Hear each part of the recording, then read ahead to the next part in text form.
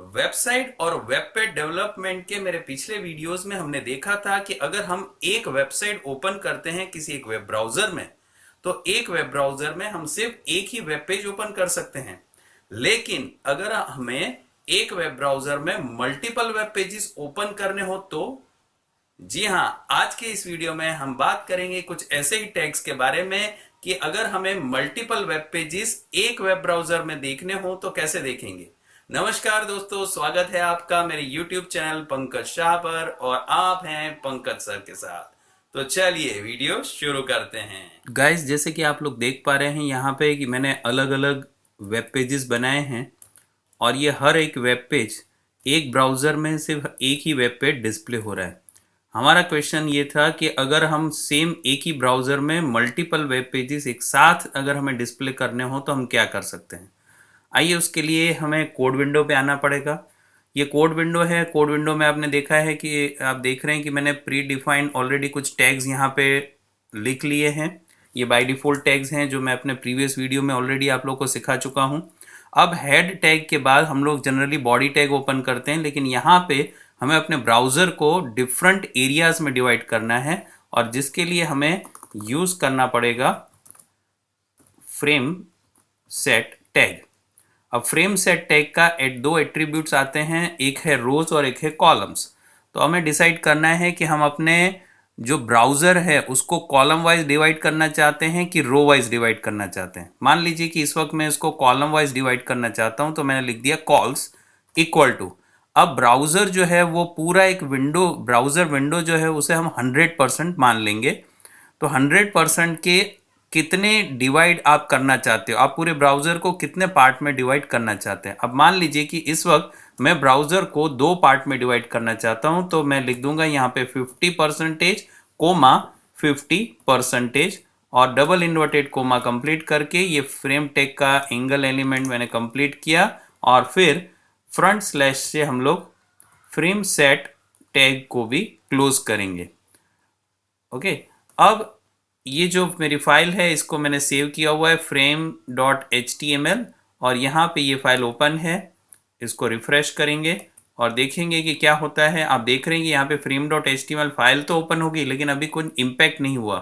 क्यों नहीं हुआ? क्योंकि अभी मैंने सिर्फ कॉलम में डिवाइड किया है, लेकिन ये दो दो पार्ट हैं, कॉलम्स जो अलग अलग हैं, उसमें मैंने अभी बताया नहीं है कि मैं उसमें क्या डिक्लेयर करूंगा। इसलिए हमें उस फ्रेम सेट टैग के अंदर एक और टैग लिखना पड़ेगा जिसको बोला जाता है फ्रेम टैग, और उसके अंदर हम सोर्स कोड लिखेंगे जिसमें लिखेंगे src इक्वल टू और फिर हमारी HTML फाइल का नाम, जैसे f1.html ये मैंने ऑलरेडी बनाया हुआ है जो मैंने अभी आपको डिस्प्ले किया।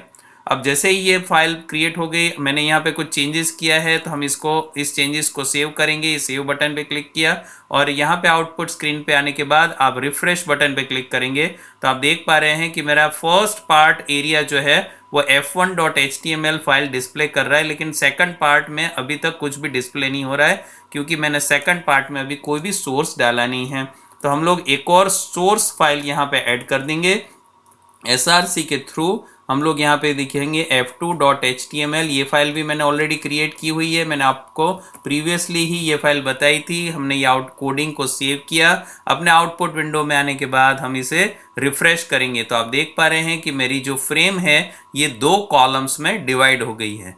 अब मान लीजिए कि मुझे ये तीन कॉलम्स में डिवाइड करनी है, तो 50-50 तो 100% हो गया। तो हमें अब ये जो है ये परसेंटेज थोड़े सेट करने पड़ेंगे क्योंकि टोटल तो हमने क्या बोला है 100% है। तो हम फर्स्ट फ्रेम को मान लीजिए 25% डाल दिए, सेकंड 50% और थर्ड फ्रेम को मैंने अगेन 25% में डिवाइड कर दिया। अब मैंने यहाँ पे आप देख पा रहे हैं कि तीन कॉलम्स बना ली हैं, लेकिन फाइल तो अभी मेरे पास दो ही अटैच्ड हैं। तो एक और सोर्स फाइल हम लोग यहाँ पे ऐड करेंगे फ्रेम src के थ्रू और यहाँ पे मैं लिख दूंगा f3.html और अपडेशन हुआ है तो इसे सेव करेंगे हम लोग। आप देख पा रहे हैं ये सेव बटन पे हमने क्लिक किया और अपने आउटपुट स्क्रीन पे आने के बाद हम इसे रिफ्रेश करेंगे तो आप देख पा रहे हैं कि यहाँ पे थर्ड फ्रेम भी क्रिएट हो गया है। लेकिन यहाँ पे ये क्यों आउटपुट नहीं आया? क्योंकि आप देख रहे हैं कि हमने सोर्स कोड जो है वो गलत लिख दिया, इसका इसका यहाँ पे जो एट्रीब्यूट है वो SRC है और उसकी जगह हमने SCR लिख दिया था।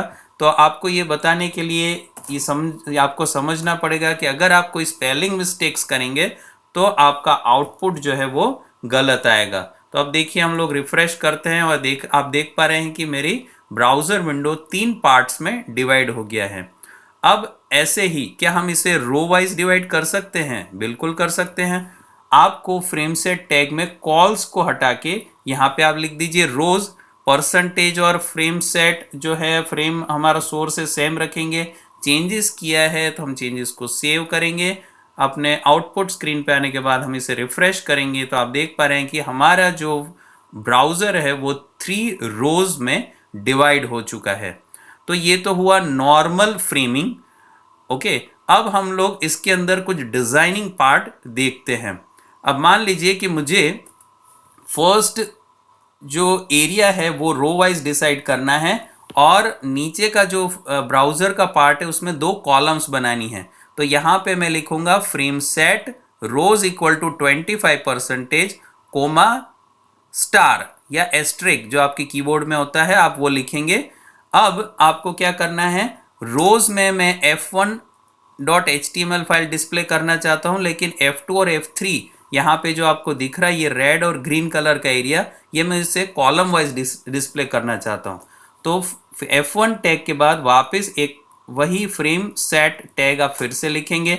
यहाँ पे आपको फिर से करना है स्पेस करके कॉल्स इक्वल टू, अब मैं इस कॉलम को 2 पार्ट में फिर से डिवाइड करना चाहता हूँ। मान लीजिए एक पार्ट मैंने डिवाइड कर दिया 25% और सेकंड पार्ट जो भी बचा उसको फिर से मैंने यहाँ पे दे दिया star double inverted coma complete करके मैंने ये कंप्लीट कर दिया है। मैंने यहाँ पे कुछ चेंजेस किया है इसलिए वापस इस चेंजेस को हम सेव करेंगे और आउटपुट स्क्रीन में आने के साथ इसे रिफ्रेश करेंगे और आप देख पा रहे हैं कि हमारा फर्स्ट एरिया जो है रो वो 25% हो गया और नीचे का जो रो जो है वो 2 कॉलम्स में डिवाइड हो गई, जिसमें एक लेफ्ट हैंड साइड की कॉलम है वो 25% है और राइट हैंड साइड की कॉलम है वो 75% या हम लोग मान सकते हैं उसे।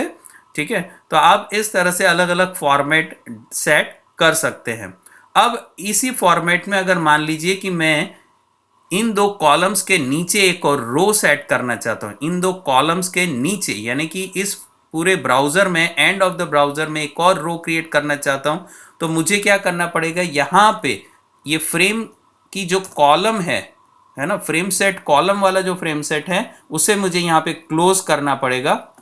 फ्रेम सेट, ये स्लैश फ्रेम सेट से मैंने ये कॉलम वाला जो फ्रेम सेट था यहाँ पे आप देख पा रहे हैं इसे मैंने यहाँ पे क्लोज कर दिया। अब वापस से फ्रेम सेट टैग ओपन करेंगे, वहां पे लिखेंगे रोज और रोज में डबल इन्वर्टेड कोमा में यहाँ पे मैं स्टार दे दूंगा और यहाँ पे आपने जो पहले बिगिनिंग ऑफ द कोडिंग आपने जो रो बनाई थी, अब इस रो को 3 पार्ट में डिवाइड हमें करना पड़ेगा। तो सेंटर पार्ट मान लीजिए कि मैंने 50% दे दिया और थर्ड पार्ट को वापस मैंने एस्ट्रिक या हमारा ये जो स्टार सिंबल है वो लगा दिया, यानी कि आप देख पा रहे हैं कि मैंने रो को अब 3 पार्ट में डिवाइड कर दिया है। अब आप देख रहे हैं 25% में f1.html डिस्प्ले होगा, 50% में f2 और f3.html फाइल डिस्प्ले होगी कॉलम वाइज। इसके बाद ये क्लोज हो जाएगा। यहाँ पे आप देख रहे हैं मैंने क्लोज टैग किया, उसके बाद रो टैग वापस मैंने ओपन किया है और अब इसके अंदर मैं सोर्स लिखूंगा frame space SRC equal to, अब मुझे अपनी थर्ड जो मेरी नेक्स्ट फाइल है उसका नाम लिखना है। मेरे पास एक और HTML फाइल ऑलरेडी क्रिएटेड है, मैंने आपको डिस्प्ले किया था f4.html। हमने चेंजेस किया है इसलिए इस चेंजेस को सेव करेंगे, ये सेव करना कभी भी भूलेंगे नहीं। आउटपुट स्क्रीन पे आके आप इसे रिफ्रेश करेंगे और आप देख पा रहे हैं कि मेरा जो आउटपुट स्क्रीन है इसमें ये 3 रो में डिवाइड हुआ है। सेंटर रो जो है इसमें 2 कॉलम्स बन चुकी है।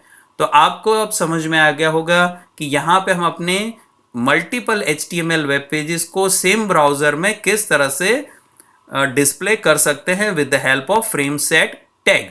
ओके, अब ये तो हुआ कि अगर हमें मल्टीपल फ्रेम्स बनानी है और मल्टीपल दिखाना है इस तरह से अलग अलग पेजेस, तो फ्रेम सेट टैग का यूज करेंगे। लेकिन अगर हम मुझे एक ही छोटी सी फ्रेम बनानी है पूरे मेरे वेब ब्राउजर में और बाकी के एरिया में मैं कुछ और अपना नॉर्मल वेब पेज बनाना चाहता हूं, तो क्या करूं?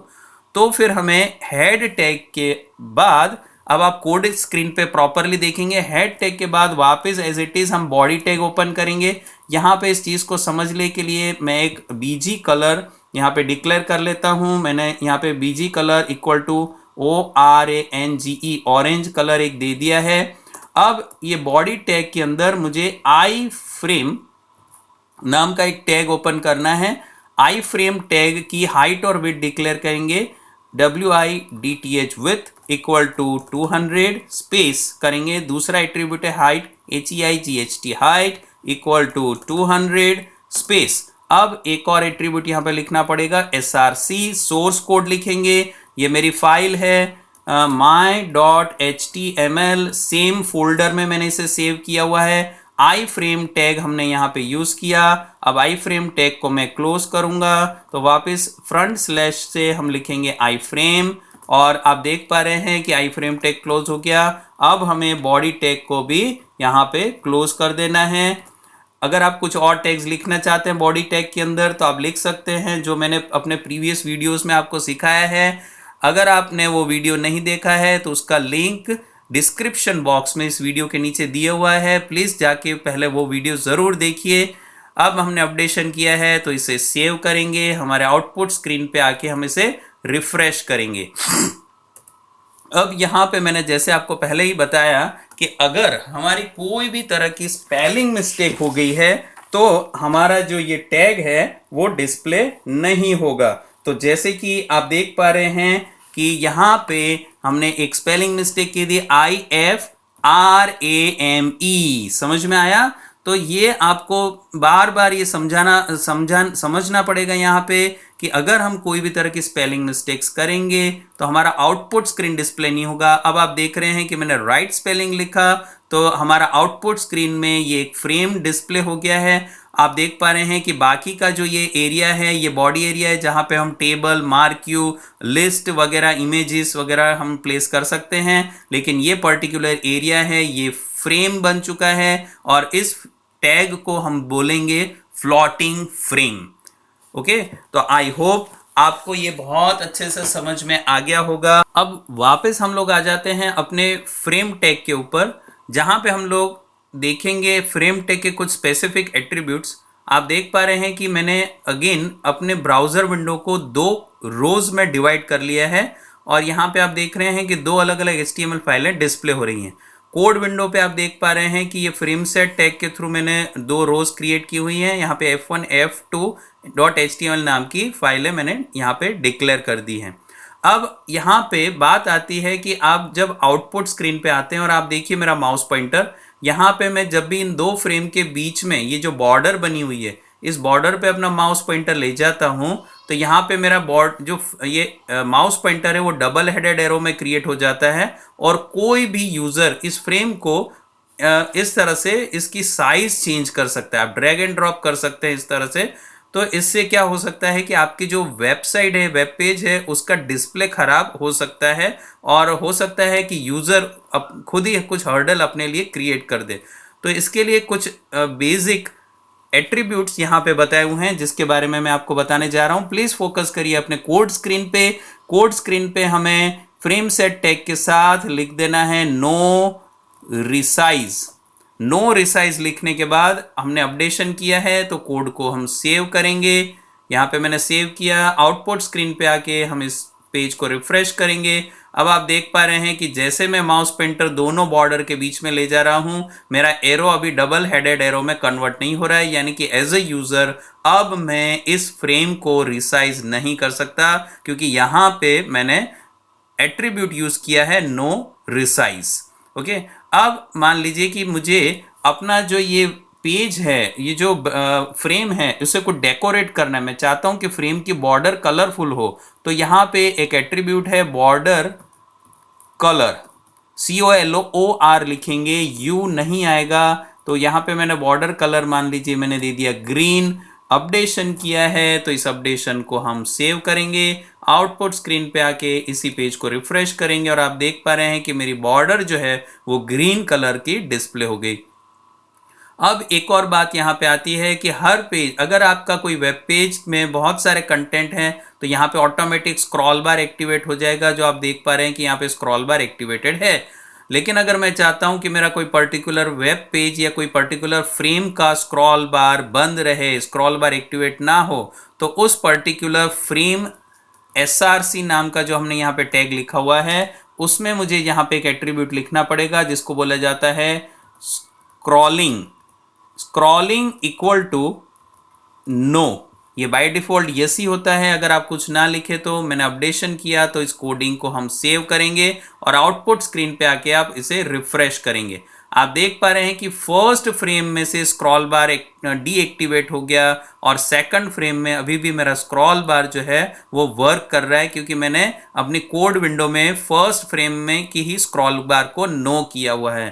तो आई होप आपको ये फ्रेम टैग बहुत अच्छे से समझ में आ गया होगा और आपको पता चल गया होगा कि किस तरह से हम अपनी एक ब्राउजर में मल्टीपल HTML वेब पेजेस को एक साथ देख सकते हैं।